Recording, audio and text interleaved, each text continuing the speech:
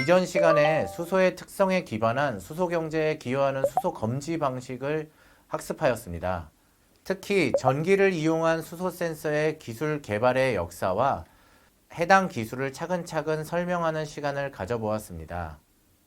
수소 센서 플랫폼은 크게 전기 기반 센서와 빛 기반의 광 센서로 나눌 수 있습니다.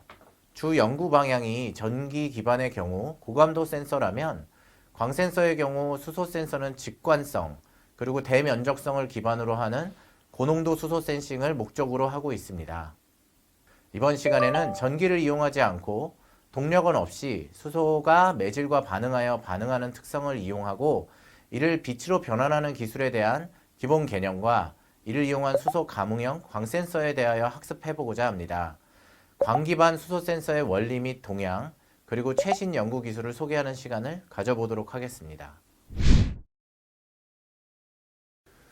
이번 시간에는 수소 센서 및 안전 키워드의 두 번째 시간으로서 광 센서를 이용한 수소 센서에 대한 설명을 해드리는 시간을 갖도록 하겠습니다. 이를 설명하기 위해서는 매질과 기체 사이에서 상호작용을 빛과 매질의 상호작용으로 변화할 수 있는 기술에 대한 이해가 필요한데요. 이를 통해 광센싱으로서 수소를 센서하는 방법에 대해서 설명해 드리도록 하겠습니다. 게스메러 상호작용을 라인메러 상호작용으로 바꾸는 가장 핵심적인 물질은 앞서 보여드린 팔라듐입니다. 팔라듐은 전 시간에 말씀드린 대로 하이드로젠이 분리되어 헬이 된 경우에 PDH의 형태로 물성을 변화하게 되고요. 그리고 팔라듐 자체가 가진 촉매 반응에 의해서 표면에서 산소와 수소 같은 기체를 쪼갭니다. 그래서 쪼갠 이후에 수소 기체가 팔라듐 구조 안으로 들어오게 되는 구조를 띠게 되죠. 그 특성도 굉장히 다양합니다. 지금 보시다시피 산소를 표면에다가 발라놓은 경우와 수소를 표면에다가 발라놓은 경우에 팔라듐 표면에서 산소를 표면을 발라놓은 경우에 수소가 들어오는 상황과 수소를 표면에 발라놓은 경우에 산소를 발라놓은 상황에서도 워터가 형성되게 되는데요. 그 형태 또한 매우 다르게 발생하게 됩니다. 여기 보시면 에너지적으로 아래쪽에 있으면 안정화라고 이야기를 하는데요.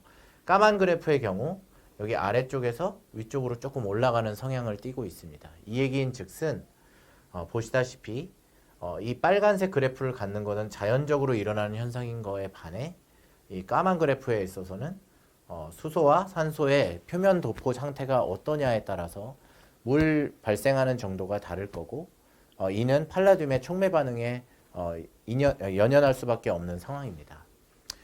즉 가스 원자의 침투에 의한 매질의 특성을 변화시키고 이를 통해 저항값도 변화하고 굴절율도 변화하고 투과율도 변화하고 두께도 변화하는 이런 전반적인 특성을 이해할 수 있어야지 우리가 게스메러 인터랙션을 라인메러 인터랙션으로 변환하여 생각할 수 있습니다. 여러분이 생각하는 빛이라는 건 어떨까요? 빛은 좁은 의미로 다음과 같이 Natural agent that simulate the sight of makes it thing visible. 즉 눈으로 볼 수 있는 가시광선 영역을 이야기합니다. 물론 광위에서 라이트는 굉장히 적은 다음과 같은 마이크로웨이브부터 아주 엑스레이, 감마레이와 같이 파장이 짧고 그 다음에 에너지가 높은 영역까지 모두 포함하는 것을 저희가 라이트라고 하죠. 그런데 이 라이트마다 이런 파고와 파장을 갖게 되는데요. 여기서부터 여기를 우리가 파장이라고 하고요. 그 다음에 여기서부터 여기를 파고라고 하죠. 그러면 파고가 동일한 경우에 파장이 짧을수록 에너지를 많이 갖게 되는데요. 그 중에 대표적인 예로 저희가 엑스레이를 맞으면 피부가 데미지를 입는 경우를 가장 쉽게 생각할 수 있죠. 비지블 영역은 정확하게 여기서부터 여기까지의 길이가 300나노부터 800나노에 해당되는 빛의 파장입니다. 여기서 보시면 여기부터 여기에서 일어나는 현상이죠. 그런데 앞서 말씀드린 대로 수소의 경우는 수소의 하나의 사이즈가 1나노보다도 작습니다. 즉 여기 1나노부터 그 아래에 있는 사이즈를 저희가 300나노에서 800나노로 변환하여 볼 수 있는 기술이 있다면 우리는 이제 수소의 변화를 눈으로 볼 수 있는 기술로 변환할 수 있는 거죠. 이를 위해서는 광학적인 이해뿐만 아니라 고체에 대한 이해도 반드시 필수적으로 이루어져야 합니다. 빛과 관련된 이야기를 한번 해보겠습니다. 빛은 여러분이 보는 빛은 빛의 전체 총량을 1이라고 했을 때 흡수, 그 다음에 반사, 그리고 투과 이 세 가지 요소가 더해진 값을 1이라고 합니다. 예를 들면 저희가 비지블 영역에서 파장대가 300나노부터 800나노까지 800나노의 같은 경우에는 적외선 영역대이고 보라색 영역은 자외선 영역, 즉 300나노대를 자외선이라고 하는데요. 저희가 녹색 파장을 눈으로 볼 수 있다라는 건 리플렉션 값이 녹색 파장이란 이야기입니다. 그리고 녹색 파장과 관련 없는 빛들은 모두 흡수된다는 이야기죠. 그래서 리플렉션과 트랜스미션, 이 어접션, 이 세 개의 요소들을 이해함으로써 저희가 볼 수 있는 색 혹은 투과하는 색, 그리고 어떠한 솔리드 스테이트에 그 빛이 흡수되는 정도를 모두 고려하면 저희가 빛을 통제할 수 있습니다. 이를 이용한 기술이 컬러 필터 기술인데요. 컬러 필터 기술 중에서도 빛과 매질 사이의 인터랙션에 의해서 일어나는 최신 연구 분야가 있는데 이를 메타서페이스라고 하죠.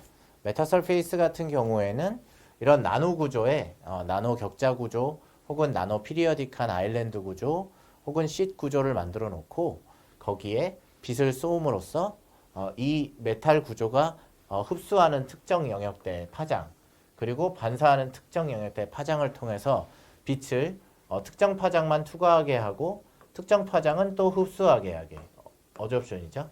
그리고 특정 파장은 반사하게 하는 이런 특성을 이용합니다. 수소의 경우를 말씀드리기 전에 이런 메타서페이스를 먼저 말씀드린 이유는 저희가 보는 색깔에 대한 개념을 인식시키기 위함입니다. 컬러를 필터링하는 기술 중에 가장 전형적으로 알려진 기술 그리고 그 구조를 패브리 페럿 에탈론 구조라고 이야기합니다. 이는 컬러 필터 기술과 굉장히 밀접하게 맞닿아 있는데요. 저희가 노란색 빛을 본다, 빨간색 빛을 본다, 파란색 빛을 본다라고 하는 것은 앞서 말씀드린 대로 업소션과 트랜스미션을 배제한 리플렉션 값을 본다라는 이야기입니다.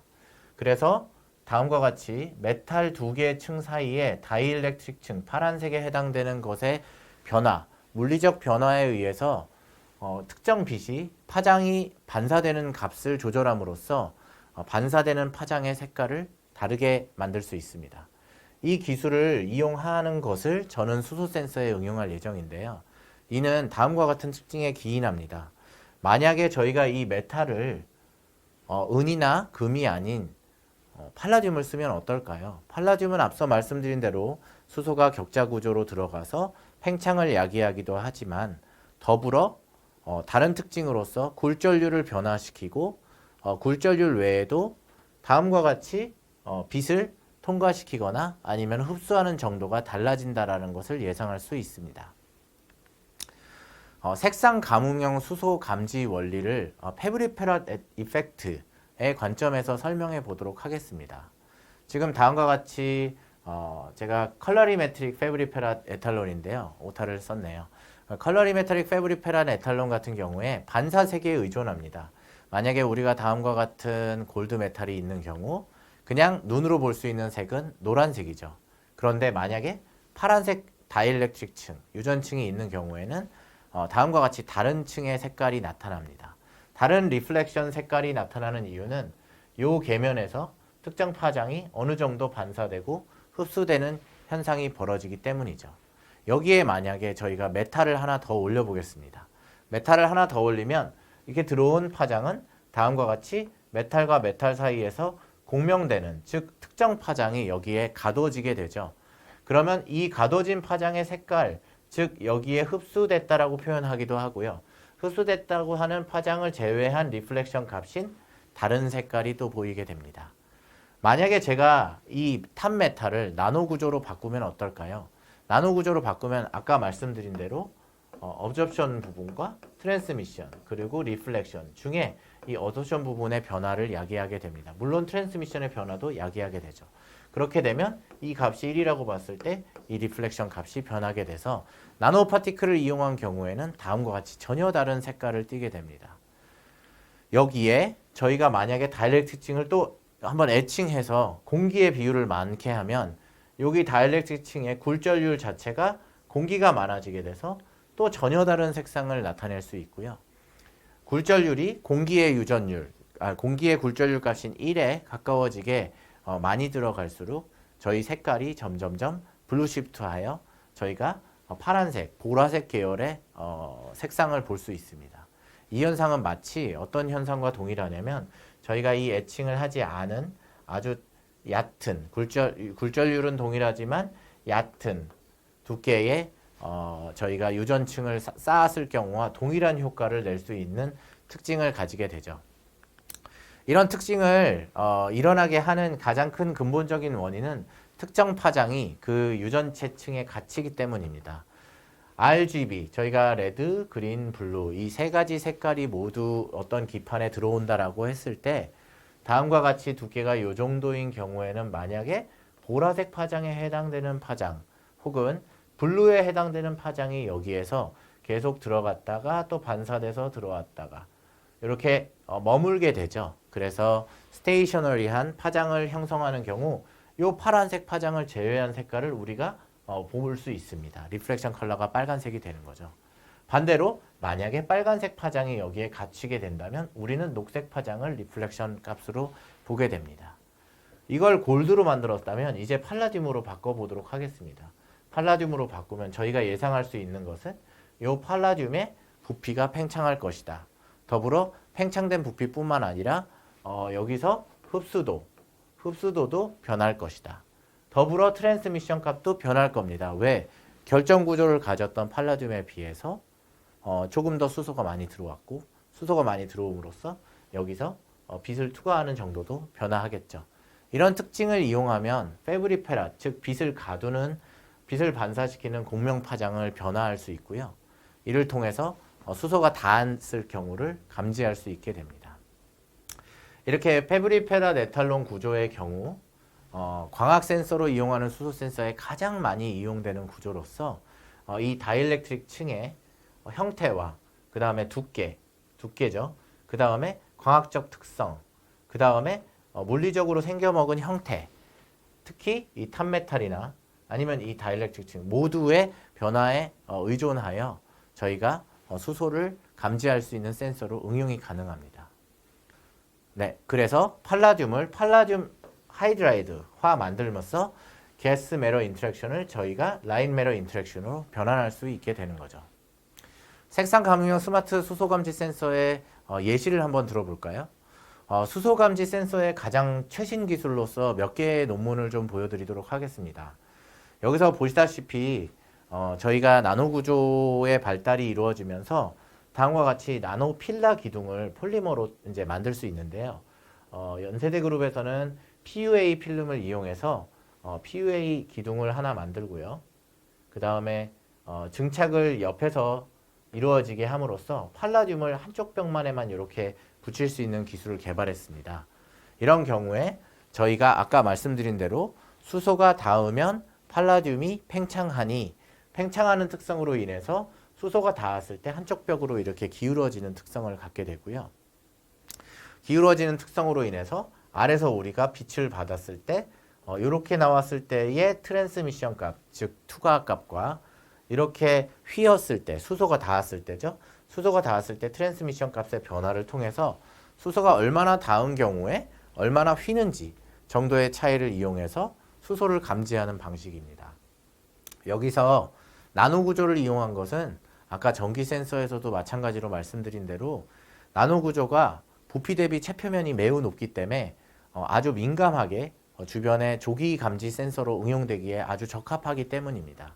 그래서 똑같은 걸 벌키한 메탈로 만들었을 경우보다 나노 구조로 만들어서 제작을 하면 제작 단가는 올라갈지 모르지만 감도에서는 압도적으로 장점이 있죠.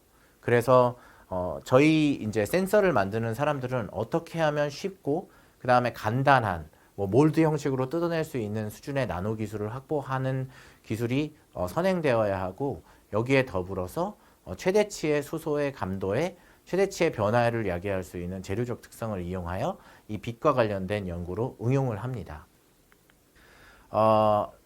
수소를 광으로 본다라고 하는 거의 가장 큰 장점은 일단 직관적으로 우리가 그 색을 볼 수 있다. 지금 말씀드린 이런 수소 센서의 경우 트랜스미션을 봐야 하고 마치 어떤 느낌이냐면 회색이었던 것이 약간 덜 회색이 된다.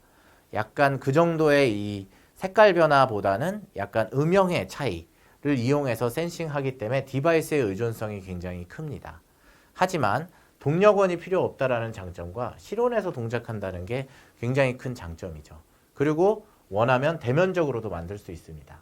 하지만 수소가 노출되었을 경우에 조기 대응, 조기 감도 쪽으로 가려면 재료 영역의 연구자들과 협업이 반드시 필요합니다. 왜냐하면 현재 나와 있는 이런 기술들은 수소 농도가 4% 이상에서 반응하고 속도가 좀 상대적으로 수분, 한 수십 분에서 걸쳐서 일어나기 때문인데요. 더불어서 아까 말씀드린 대로 취성에 의해서 팽창했다가 축소했다가 팽창했다 축소하는 것이 반복되는 현상으로 인해서 다음과 같은 수소 기판도 장기적 현상에서는 수명과 신뢰성이 매우 떨어지게 됩니다. 그리하여 느린 반응 속도뿐만 아니라 낮은 수소 민감도, 즉 저농도 4% 이내에서 농도를 측정하는 것이 아닌 4% 이상에서 농도를 측정하는 방식의 감도 센서로서 활용되고 있죠. 또 다른 기술을 하나 소개시켜 드리겠습니다. 보면 굉장히 멋있죠. 보시다시피 수소 감도 센싱 중에 이번에는 색으로 구현한 센서입니다. 아까 말씀드린 대로 수소가 닿았을 때 트랜스미션, 즉 투과도가 변하는 센서에서 더 나아가 이제 아까 말씀드린 페브리페롯 구조를 이용해서 빛을 가두고 특정 빛이 가둬지고 반사색이 우리가 봄으로 인해서 그 빛이 수소가 닿았을 경우와 닿지 않았을 경우의 차이를 나타내는 형태로 나타낸 기술 개발 형태가 다음에 보여드릴 수소 센서입니다. 보시면 수소를 노출시킨 경우에 다음과 같이 컬러가 확 변하고 이렇게 백화되는 현상이 있고 반대로 수소가 안 닿고 산소를 노출시키면 이렇게 되는 현상을 볼 수 있습니다. 이 원리는 다음과 같이 아래쪽에 보라색에 해당되는 마그네슘을 깔아놓고 그 다음에 그 위에다가 팔라듐을 위에다 살짝 올립니다. 그리고 다이렉트릭층은 마그네슘을 이용하죠. 제가 잘못 설명했네요. 이 마그네슘이 파란 층에 해당되고 팔라듐과 타이가 탑층을 구성합니다. 마그네슘은 잘 알려진 대로 굉장히 폭발성이 크죠. 그리고 나노 구조로 만들었을 경우 셀프 이그니션, 즉 이렇게 번아웃 합니다. 혼자 이렇게 버닝이 이루어지죠. 그런데 마그네슘이 MgH 하이드로화되면 투과율이 굉장히 향상됩니다. 더불어 팔라듐 같은 경우에도 팔라듐 하이드라이드화 되는 경우에 다음과 같이 빛 투과율이 바뀌죠. 수소의 원리는 다음과 같습니다. 위와 아래가 메탈입니다. 위와 아래가 메탈인 경우에 빛이 들어와서 나가지 못한 상태로 있다가 팔라듐이 들어왔다가 나갔다가 원래 안쪽으로 들어와야 될 빛이 없어지고 밖으로 그냥 나갑니다. 이 이유는 팔라듐이 원래는 메탈이어서 반사 메탈이었는데 팔라듐 하이드라이드가 되면서 이게 유리로 따지면 이제 유리창을 여는 개념이죠. 빛을 투과하게 하는 다이렉트릭층으로 변화했기 때문입니다. 이 특성을 이용해서 수소가 닿았을 경우 이 팔라듐 하이드라이드가 유전화되면서 리플렉션하는 빛의 색깔을 변하게 되고 이유는 여기에 가두는 빛의 종류가 달라지기 때문입니다. 이 특성을 이용하여 수소 감도가 높은 센서로 변형하였는데요.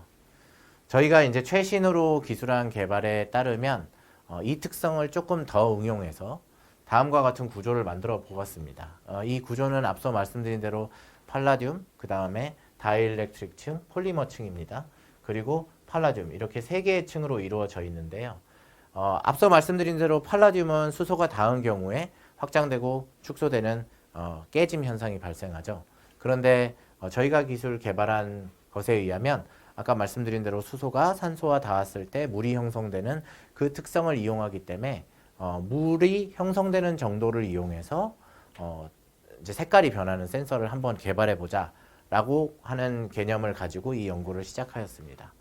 왜 그런 연구를 시작하였냐면 물층이 두꺼워지면 앞서 말씀드린 대로 유전층의 두께가 바뀔 것이고 그 특성을 이용한다면 우리가 팔라듐이 부피 팽창을 하면서 깨지는 재사용률이 떨어지는 것을 막아보고 더불어 색깔 변화를 좀 더 드라마틱하게 내보자 라고 하는 생각을 한 거죠. 저희가 개발하고 있는 금속 구조를 이용한 광공진 구조는 아까 말씀드린 패브릭 패럿 구조를 이용합니다. 그리고 굉장히 단순한 공정 방식을 통해서 최적화된 색깔을 내는 데 최적화되어 있습니다. 보다시피 아래쪽에 팔라듐 금속을 증착을 하고 만든 이후에 스핀 코팅으로 이 PBV라고 하는 폴리머를 그냥 도포하고 그 다음에 그냥 스핀 코팅 이후에 말립니다. 그런 이후에 열 증착기를 통해서 아주 낮은 증착 속도로 증착기를 올리면 매우 빠른 속도로 올렸을 땐 필름화되던 메탈이 매우 낮은 속도로 댐레이스를 조절하면 다음과 같이 몽글몽글하게 올라가는 로우 덴시티 뉴클레이션 현상을 볼 수 있고요. 이렇게 증착과 스핀 코팅, 증착 이 세 단계로 다음과 같이 투명하게도 만들 수 있고 그 다음에 완전 반투명하고 아예 반사색이 띄게끔도 디자인해서 대면적에 아주 손쉽게 광공진 구조를 만들 수 있습니다. 더불어 수소가 산소가 닿았을 경우에 워터 포밍 리액션이라고 하는 현상이 일어나는데요. 즉 물이 형성된다는 얘기죠. 이 이유는 팔라듐 표면 자체가 산소가 있든 수소가 있든 모두 쪼개서 표면 위에다가 그 기체를 발라 놓습니다. 예를 들면 저희가 상온에서 산소가 20% 존재하지 않습니까? 그런 경우에 산소 20%가 팔라듐에 노출되면 다음과 같이 파란색이 모두 산소로 도포되어 있습니다. 여기에 수소가 노출되는 경우 팔라듐 대비 수소가 약 2.5배를 넘어서게 되면 다시 말씀드리겠습니다. 산소의 프레셔가 수소의 프레셔의 2.5배보다 변화하는 경우에 다음과 같이 워터 포밍 리액션이 발생한다라는 논문이 있는데요. 이 특성을 이용하면 다음과 같은 현상을 볼 수 있습니다. 저희는 실리콘 기판에 팔라듐을 도포하고요. 팔라듐이 조금 더 단단하게 붙어 있기 위해서 타일을 올렸습니다. 타일을 올리고 그 위에 팔라듐을 올리고요. 그 위에 폴리머를 코팅합니다. 그리고 상온에 냅뒀죠. 20%의 산소에 노출시킨 상황에서 수소를 노출시켰더니 다음과 같이 희한하게 어떠한 무언가가 생기고 걔네들끼리 합쳐지고 그 다음에 수소를 뺐을 때는 다시 돌아오는 현상을 볼 수 있었습니다. 매우 리버시블하고 매우 반복적인 현상을 볼 수 있었고요. 이게 수소가 투과돼서 일어난 일이다라는 걸 증명하기 위해서 이번에는 수소는 통과시키지만 산소가 통과시키지 않는 PMMA라는 폴리머를 이용해서 한번 똑같은 기판을 만들어 놓고 실험을 해봤더니 이런 현상이 일어나지 않습니다. 이런 현상을 좀 더 정량화시키기 위해서 얼마나 무언가가 생기는데 그 무언가가 뭔가인지를 밝혀보고 얼마나 생기는가를 밝혀보기 위해서 다음과 같이 이런 PBV 표면 위에다가 우리가 형광분자를 올리고요. 형광분자에 이제 거동을 한번 보았습니다. 보시다시피 아까 이렇게 올라온 표면에서 다음과 같이 이게 인텐시티가 센 곳, 없는 곳, 센 곳 이렇게 나타나는데요. 이는 여기에 있는 형광분자가 저희가 관찰하고자 하는 형광현미경에 그대로 들어오는 녹색빛과 반사돼서 들어오는 녹색빛이 보강간섭, 상쇄간섭을 일으키는 거에 의해서 패턴을 형성하게 되고요. 분명히 형광분자가 있음에도 불구하고 저희는 관찰할 수 없는 특징을 이용해서 이게 어느 정도 110나노에서 550나노까지 부풀었다가 다시 돌아간다라는 현상을 관측할 수 있었습니다. 그리고 기판에다가 한번 다양한 색깔 구현이 가능한지 한번 만들어 보았습니다. 일단 수소를 노출시킨 경우 산소를 노출시켜서 산소 표면을 이렇게 도포시키면 여기에도 산소가 여기에 붙어 있고 이 표면에도 산소가 붙어 있겠죠. 이런 상황에 수소를 노출시키고 시간이 지남에 따라서 다음과 같이 이렇게 뿌얘지는 현상을 볼 수 있었는데요. 이 뿌얘지는 현상은 아까 보여드린 대로 물층이 형성되면서 산란을 야기하고 산란을 야기하면서 그 그 색이 원래 내려고 했던 색깔이 이렇게 그러니까 뿌얘지는 포기한 이렇게 습기가 찬 것처럼 포기한 현상을 나타냅니다. 여기 보실 때 의문이 있을 수 있는 게 어떻게 이렇게 다양한 색깔을 구현했냐라고 의문을 가질 수 있는데요. 저희가 만들 때 실리콘 웨이퍼에 팔라듐을 깔아놓고 그 다음에 폴리머로 PBV를 먼저 깝니다. 그러고 나서 이 웨이퍼의 아래쪽부터 마스크를 이렇게 이동하면서 리액티브 아이온 애칭으로 이 PBV의 두께를 다 식각합니다. 그래서 여기서 한번 식각하고 위로 올려서 식각하고 식각함으로써 여기엔 거의 0나노 수준의 다이엘렉트릭 층부터 여기에 약 600나노, 여 끝은 600나노입니다. 그래서 0나노부터 600나노까지 차례로 올리고 옆으로도 마스킹을 하면 차례로 색깔을 바꿀 수 있는 패브리페라 구조를 만들 수 있었습니다. 이런 구조가 어떤 광학적 특성을 갖느냐를 보기 위해 이 노란색 영역에 해당되는 대표자로서 노란색 영역에서 파장이 어떻게 변하는지 관찰해 보았습니다. 보시다시피 수소를 노출시킨 시점부터 수소 농도가 약 7%가 넘어가는 시점부터 이렇게 이 파장의 레조넌스 픽은 변하지 않는데 이게 그냥 페인트 아웃되는 효과를 볼 수 있었습니다. 이 현상은 여기서 굉장히 흥미롭게 저희가 수소의 농도를 0도부터 그다음에 10%까지 이렇게 차등적으로 올려준 경우에 약 한 7%에 해당되는 여기서 지금 보시면 한 7%에 해당되는 선부터 이렇게 이 파장이 이렇게 생긴 파장이 여기에 있는 이런 파장인데요. 이 파장이 뭉개지는 것을 볼 수 있었고 이를 통해서 수소가 약 7% 이상부터 이렇게 센싱이 가능하다라는 것을 증명할 수 있었고 약 30회 이상의 농도에서 30회 이상의 리피터블한 프로세스에서도 다음과 같은 게 여전히 잘 유지된다라는 것을 알 수 있었습니다. 이는 현존하는 팔라듐을 이용한 리피터블 프로세스의 칩이 보통 10회의 사용률을 극복하기가 어려운데요. 저희가 30회도 사실 시간 관계상 30회로 한정해서 실험을 했는데요. 다음과 같은 현상이 아주 좋은 반복성을 나타내는 것은 저희는 팔라듐 자체에 수소가 들어가서 반응을 일으키는 것이 아닌 팔라듐과 폴리머 사이의 계면에 워터가 형성하게 함으로써 다이엘렉트릭 층의 두께를 바꾸기 때문입니다. 네, 이번에는 반대로 수소가 노출시킨 표면에 산소를 노출시켜 봤는데요. 그러면 예상 가능하듯이 수소가 이 안에 결정 구조 안에 들어가 있을 거고 산소가 오자마자 굉장히 빠르게 반응을 합니다. 그래서 다음과 같이 똑같이 뿌얘지는 현상이 나타나는데요. 잘 보면 굉장히 다른 특성을 가지고 있습니다. 왜냐하면 여기에 아까 노란색이 있었던 것은 어떻게 됐나요? 그냥 레조넌스 픽이 이렇게 찌그러졌죠. 근데 이거 같은 경우에는 노란 픽이 보라색이 되고 보라색이 녹색이 되고 녹색이 하얀색이 되죠. 이러한 현상은 분명히 다른 현상으로서 그 이유는 다음과 같습니다. 원래 저희가 이렇게 PBV의 두께를 각각 다르게 해서 제작을 하고 거기에 팔라듐을 증착을 했는데요. PBV 같은 경우에는 워터가 형성되는 경우에 이 두께가 증가됨으로써 파장이 점점 두꺼워지는 특성을 가지게 되고 그 특성이 바로 반영되어 다음과 같이 색깔이 변하는 현상으로 야기되게 됩니다. 이런 특성을 응용하면 다음과 같은 심미적인 디자인도 가능합니다. 팔라듐은 여전히 똑같이 있는데요. 아랫면과 윗면의 팔라듐은 똑같이 있지만 이 중간의 PBV를 저희가 선택적 식각 방식을 통해서 이 두께와 이 두께를 다르게 한다면 팔라듐이 증착된 면이 느끼는 이 다이엘렉트릭 층의 두께가 다르게 돼요.